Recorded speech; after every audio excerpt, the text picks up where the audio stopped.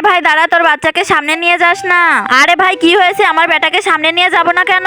আরে ভাই কারণ সামনে একটা পাগল ছেলে আছে, সেই পাগল ছেলেটা যে কোনো বাচ্চাকে ধরে তার আঙুল কেটে দিচ্ছে। আরে কি? হ্যাঁ। আরে বাবা আমার তো খুব ভয় করছে, যদি ওই পাগল ছেলেটা আমার আঙুলটা কেটে দেয়। এই পাস না বেটা, আমি আছি।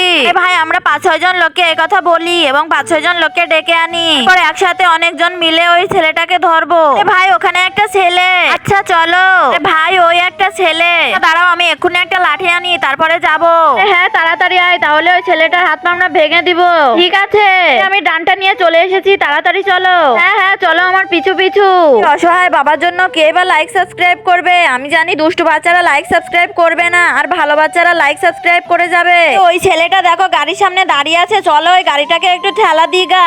ঠেলা দিগা মানে আমার গাড়ির ব্যাটারিটা খারাপ হয়ে গেছে, কয়েকজন মিলে না ঠেলা দিলে গাড়ি স্টার্ট হয় না। তাই এরকম করে ভুগি ভাগি করে লোক ডেকে এনে গাড়িটা একটু স্টার্ট দিয়ে নি।